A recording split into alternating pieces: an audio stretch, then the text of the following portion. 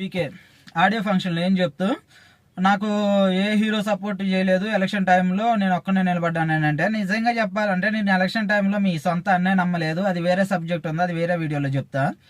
ఎందుకనంటే చాలా మంది కూడా మీడియా వాళ్ళు క్వశ్చన్ చేసినప్పుడు కూడా అప్పుడు నీకేం సపోర్ట్ చేసి మీ అన్నే మాట్లాడలేదు. సరే వేరే హీరోల గురించి మాట్లాడుతున్నావు కదా, ఫ్యాన్స్ గురించి.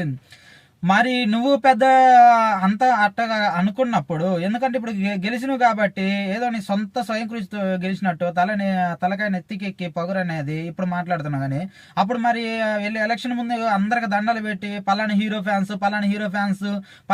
ఫ్యాన్స్ అని అందరూ చెప్పాలి ఎందుకు చేసినావు? ఎన్ని ప్రచారాల్లో నువ్వు ఆ హీరో ఫ్యాన్స్, ఈ హీరో ఫ్యాన్స్, అందరి ఫ్యాన్స్లకి అని చెప్పి గౌరవాలు ఇచ్చుకుంటూ మరి అప్పుడు మాట్లాడినావు కదా. అప్పుడు అసలు ఎవరు హీరో ఫ్యాన్స్ల గురించి మాట్లాడకుండా ఉండాల్సింది.